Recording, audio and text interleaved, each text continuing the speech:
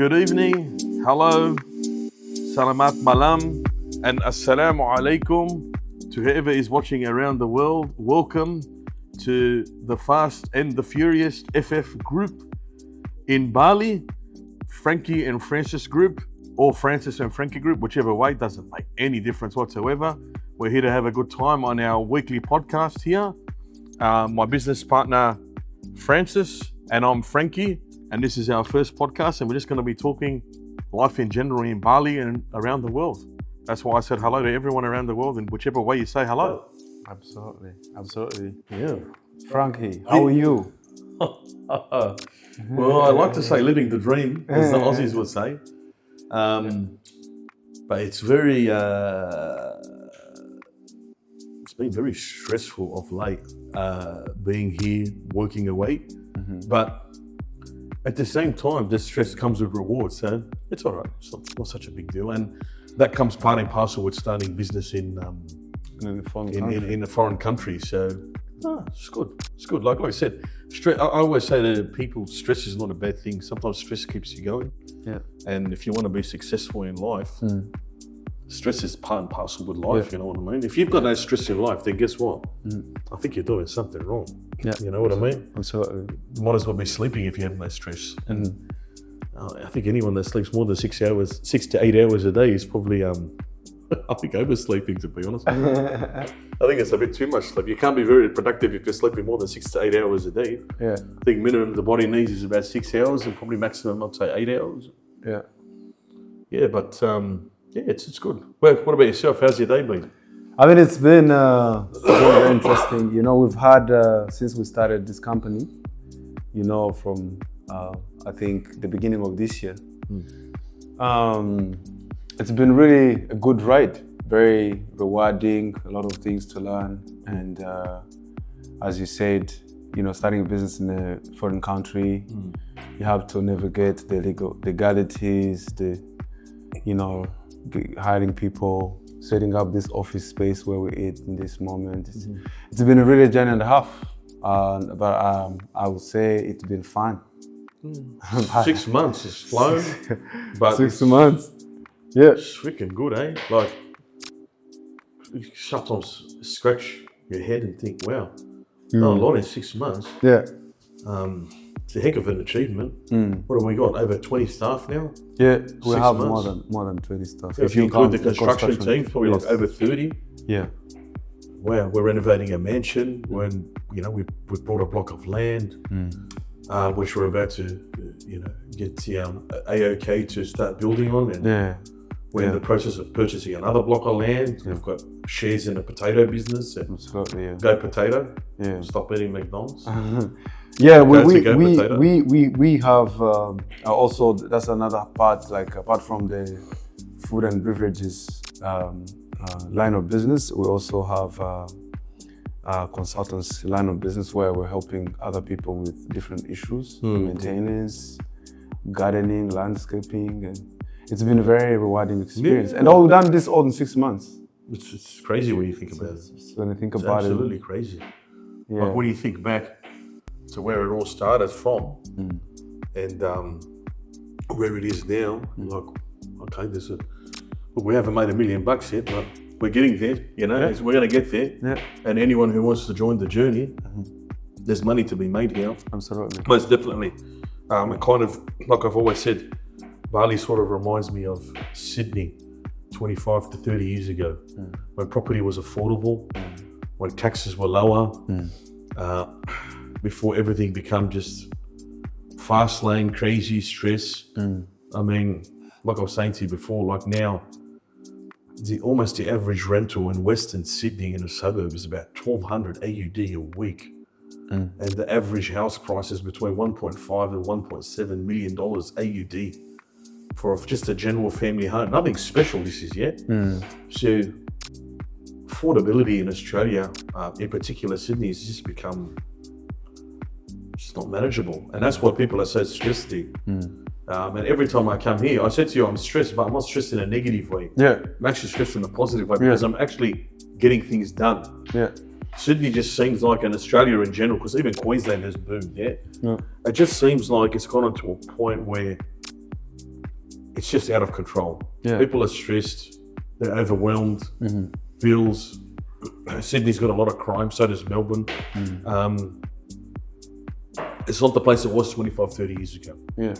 You know?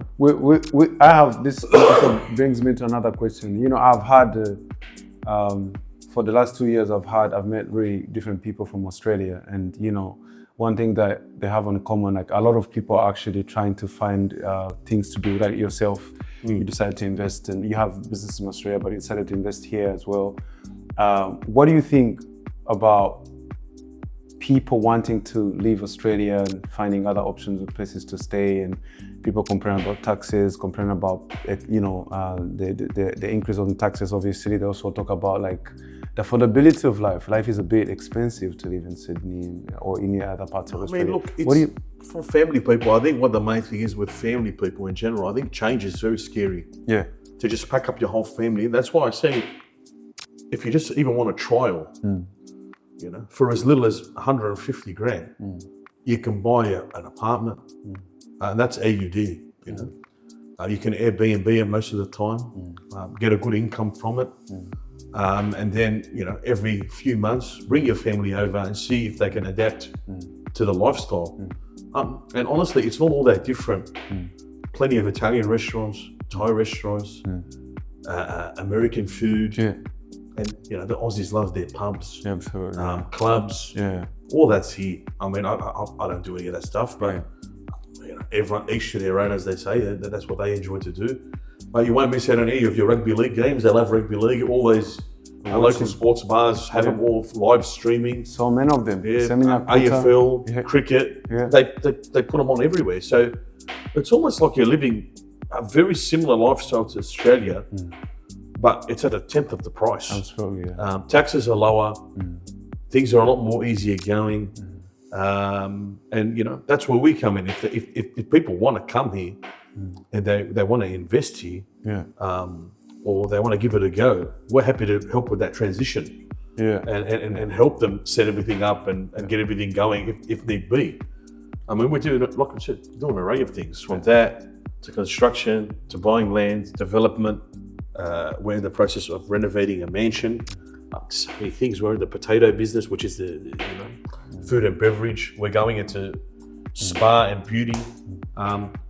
There's just so many ways to make money here. And even if you don't or can't afford to do a full project, for as little as like 30 grand, you can invest in something here that'll make you a monthly income. Absolutely, You know what I mean? Like, you can invest in beauty, you can invest so many different things. If people want to invest with us, there's ways we can draw up contracts and do whatever that needs to happen, and it's all legal, done through lawyers, notaries, whatever they need to do, all your due diligence, do the background checks, and all these things. They can invest something as little as 30 grand, and they can have a business running that makes a pretty bloody good income when you think about it. So, I mean, in Sydney, to give you an idea, you couldn't rent a tile in a corner for 30 grand a year. You can set up a whole business for nearly 30 grand a year.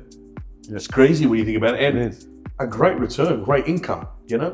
So potentially, depending, 5, 10 grand a month, 20 grand a month profit, depending where you're open. I've even heard of cases where people are setting up big beauty parlors and salons and whatnot, spending 60, 70 grand, but the income's like 30, 40 grand a month. Once you take out all your expenses, the taxes aren't anywhere near as high as Australia. And they don't double dip on tax here. So you're not paying tax on registration for your car, taxes on petrol, taxes on food, tax on your wage, tax on, everything is quadruple taxed. So even though your wages are already being taxed, you're still getting taxed. Then you have this thing called superannuation, which you put that away for your retirement fund. They tax you on that too, whilst they're using your money until you're retired. Then if you want to take it out early, you still got to pay a tax. So it's like, with Australia, I mean, I'll always call Australia home. I was born there. Of course. But it's just become ridiculous. Like, it's ridiculous, you know? There's other parts of the world where you can make money and even survive quite comfortably, and kind of call the place home as well. Like, you know, Bali, like I told you, it just kind of reminds me of Australia 25, 30 years ago. And being frank, you know, there's other places you can spread your wings to. We're going into the African market. That's as a result of your great work as well. there's so much things that can be done in life. And again, when you think about it, in all fairness and from a logical perspective, to set up a restaurant, let's say in Sydney, will cost you, if it's a good decor, cost you $500,000. Wow. You haven't even started yet.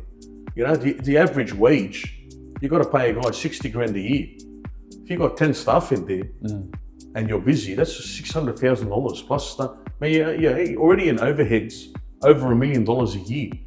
Then you've got to work out public liability insurance, work cover, superannuation, all this stuff. Like you got to work so hard and invest so big to make money there. And then when you think about it, is it really worth it? We can do small investments here, big investments here, and all of them work. Yeah. I haven't really seen anything that's failed to this point.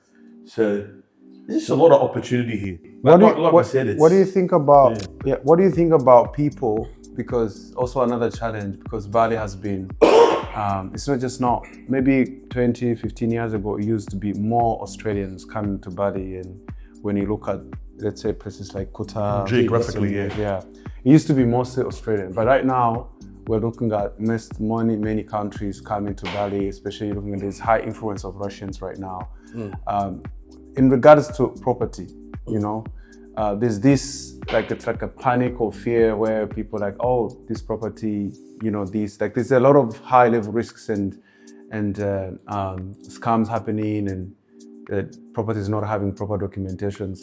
Which message do you have for Australian people that would you have, like, how could they navigate? And I'm not asking you in terms of your expertise in Bali market, but I'm just asking, as someone with money who's in Sydney or Melbourne or Queensland, how would you advise, as someone who has done the same? Because you came here, you never knew anyone, we met and we started what we're doing at the moment.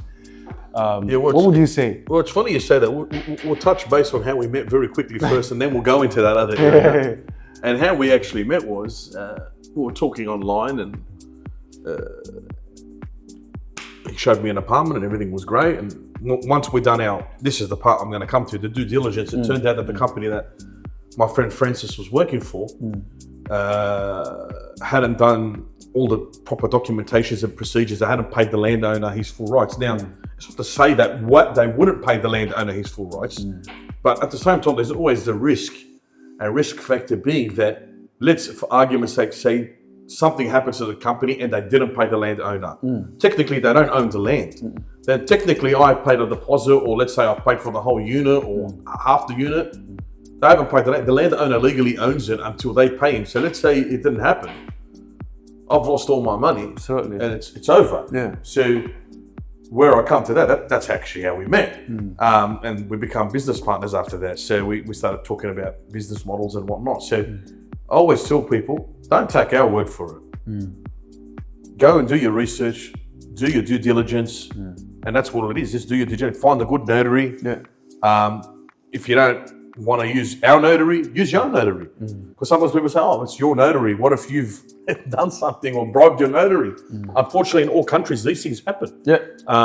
So no, do your research, do all your background checks, get your own notary, get your own lawyers, do all the proper documentation, and you'll find that in 90% of cases, everything's above board. But there's always that small 10% chance, which reminds me of a story of a friend of mine in Australia, and they bought some property here in Bali, which I told you about. They didn't do due diligence. They went off a woman's word. They didn't go for a notary. They didn't go through a notary. Took a woman's word, which was just fudged up pieces of photocopied paper, and it was in their own language, Bahasa. Isn't that Bahasa? The language. And Bahasa. And they signed it. Why would you sign documentation you can't even understand? I mean, that's just all basic common sense stuff. You can't sign documentation that you don't even know what it says. And then now they're in a court battle. I mean, who's going to win that? The person that scammed them is going to win that because you've signed documentation that you don't even know what the heck it is. Man, remember when I went through notary, I said I want it in both languages. Oh, it's going to cost you an extra $200. Well, guess what? I'd rather pay an extra $200 to make sure the contract is correct in English and in there, because legally you can only sign it in their language, but you need to understand what you're actually signing. Exactly. So at the end of the day, for that extra, it costs $200, literally, right? you're going to risk losing possibly 30%, which is your deposit, which is probably 30, 40, 50, 100 grand, whatever it may be, depending on, you know, what you've purchased. And another fear I'm finding that you've gone down that road is with the Australians, in a lot of areas like Canggu and Uluwatu, for example, property is just so expensive at the moment in those areas. Yeah. That's where we created the concept of cheap, affordable property, but beautiful properties at the same time. Yeah. With all the perks that, you know, spas and pools and whatever you need, but at affordable prices, things for as low as 100 grand AUD. I mean, no one's doing that in Bali at the moment. We're doing that, and we're doing that because I believe we found a hole in the Bali market where everyone's become too expensive. Yeah. And they found that people are buying. Okay, but just because people are buying, I'm always of the belief you don't need to rip people off. Yeah. Because these buildings don't cost much to build. Yeah. You still can make a good profit at 100 grand. Absolutely, yeah. So I'm very much a realist of giving back to the local community, not taking advantage of landowners here, but also being able to help, you know, investors from around the world and, you know, my brothers and sisters in Australia, you know, always looking for cheap, easy ways to make money. Because like I said to you before, it's just unfortunate there that, you know, the average house price now is $1.5 million. So where does a young guy in his 20s invest his money? He needs minimum probably like 10% deposit. That's 150 grand he needs up front, plus all his stamp duties, taxes and all that. By the time the kid's done, he's up 200 grand down. And then the repayments on $1.5 million over 30 years, thousands of dollars. So people are not buying, unfortunately. Young kids are missing the boat. So if they're smart, come to a foreign country and, you know, grow a bit of balls, as I was saying yesterday, and not be scared to invest. Small investments. Small investments. You can make big money, and then you could potentially, with the profit you make, you can buy your dream home in Australia. Absolutely. Because you're going to make really good money. Like, let's say a kid at 22, 23 years old invests 50 grand. You know, I can guarantee you his portfolio, if he's smart, from 22 to 32 years old, he'll be at least $500,000 to $1 million up. If he's smart about what he's doing. You know, so you turn 50 grand to you know, potentially, you know, $500,000 to $1 million in 10 years. That's crazy. You know, he's not going to do that in Australia. You can't. 50 grand buys you absolutely nothing in Australia. So it's a no-brainer, and then you can use that money because we can also set you up as a taxable resident in Indonesia, which is Bali, and there's no double jeopardy. So once you're taxed on the money in Bali, and we will set all of that up. Once you go back to Australia, you don't get taxed again. They can't tax you on that money unless you can't prove it's already been taxed. So we'll make sure you've got all your proper documentation and everything that once that money goes back to Australia, you've already paid tax on it. And you can prove to the ATO, Australian Tax Office, that you've already paid tax on it. So it's just really a great way for young, especially entrepreneurs, to get started. So so look, so much potential, so many things happening in Bali, in so many different industries. And like I said, it's so close to Australia in respect with it's a 5.5 hour, 6 hour flight. You can be here. Look, probably the only thing I don't like too much about Bali, and I'm very honest, traffic just crazy. But you know, Sydney's pretty bad anyway. You know? So it's bad, but it's not as bad as Bali. Other than that, beautiful beaches, beautiful people, down to earth, and no one's really that. I find that stressed here. Just very laid back, very chill. The waiters are so nice to you. You know, like I don't know what Australia's become, unfortunately, and over the years that, you know, people really, especially in the hospitality industry, be it in retail or food industry, very rude. You know, I think maybe because they're stressed, so I don't blame them. But at the same time, it kind of is such a turn off, and that's the place I call home. I'm born there, so I don't know anything else. But we have people. I have seen people. A couple of videos online. Actually, we have people that, as one of Australian guy, I think he was very successful. Had a couple of businesses just like you in Australia, and you know, he was being criticized for just moving out of Australia and you know, what do you think about people saying that people who are just moving or trying to invest in other countries lack patriotism? What do you say about that? Because there's that mentality of, oh, if you love your country, you just keep in your country and just invest in your country. What do you think about that? Is it? To be honest with you, I'm now in my late 40s, and I did have that mentality earlier in life. You know, this is where I am. This is my home. This is where I live. My dad migrated in 1967 to Australia. He's of Argentinian Lebanese background. Yeah. And my mother has a Turkish background, but she's also part Lebanese. She migrated in 76. So they didn't migrate because of the war. There was no war in Lebanon or any of them countries back then. They migrated because of work opportunity. War only broke out in Lebanon in the 80s, where there was a civil war. A lot of people aren't aware of that, because a lot of people, sometimes certain countries can be a little bit racist and say, oh, go back to your own country, or you know, your war-torn country. My parents were here way before the war. There's no war when they came to Australia. So they came here they came to Australia, not here, we're in Bali, with nothing. And they weren't scared. So then it brings me to me that I think about my parents, and then I was born in Australia in the 70s. And I grew up in my 20s, and you know, life fluctuated up and down, worked very hard to get to where I got to now. I've been broke, I've been both sides of the fence. But at the end of the day, I wish I knew now what I knew in my 20s. Because the way I look at it now, if I came to Bali 20 years ago, I would have been 26 at that time. I was told that in 2015, which was 10 years ago, I'm talking about 20 years ago. I wish I had the knowledge I had now. So we're talking only 10 years ago. I was told in 2015. So if I came 20 years ago, I would have been 26 in 05. That in 2015, Changul was a rice field. It was. Green zone. Absolutely. Meaning you can't build anything. What's Changul now? It's the city of Bali. Like, you cannot even buy restaurants, classy restaurants. Averagely priced. I mean, for an Aussie, not expensive, but for a local, expensive. Absolutely.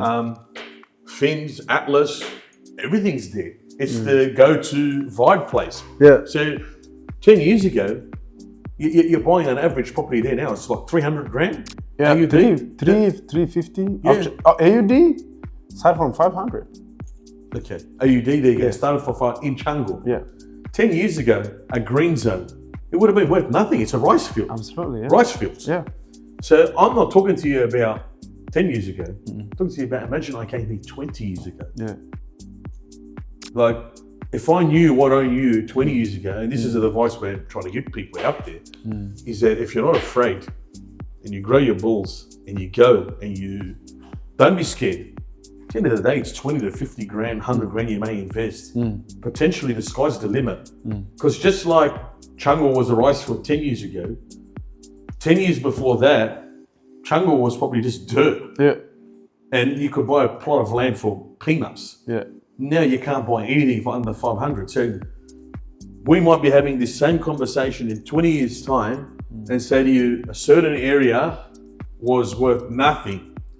And now I'll be 66 and you'll be 53, and you'll say, wow, remember we bought that block of land for 20 grand back then? Geez, that block of land now is worth $1 million.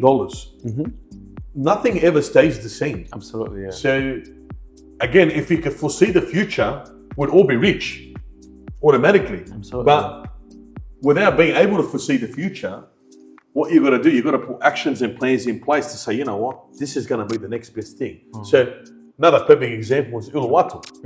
Okay, what was Uluwatu before COVID? It was just it's cliffs and jungle. Cliffs and farms. Okay, and that was before COVID. That was 2019. COVID hit 2020. 5 years later, what can you buy for Uluwatu now? You can afford it. So not 10 years. I'm talking 5 years now. You can afford it now. You see my point? I think that brings me to the idea we have of trying to get into the North Bali market. Yeah, that's where I was going. It's the same. This is why we're business partners. Yes. Because I was going through that, and you grabbed it. Yeah, that's what brings me to this question. You know, people say, oh, you know, I think there's one of the ladies you talk to and who's in business here, and he's like, oh no, you buy there, the return is still low.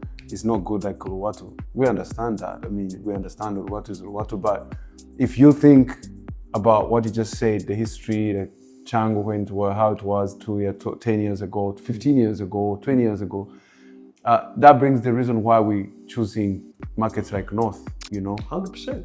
Of course, the land affordability at the moment, they're going to put there an airport. And they're going to put there. It's still not awfully cheap. Absolutely. But they're building the key, they're building an airport. They're going to put there a highway. Okay.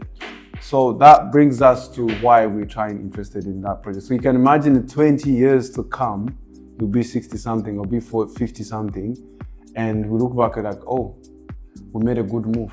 Yeah. Because if we don't move now, you won't be able to afford it. You're not able to afford it. You won't be able to afford it. So it brings me to even the thought of Western Sydney. They're building Western Sydney Airport, second airport. Okay. I think it'll be done 2026, 2027.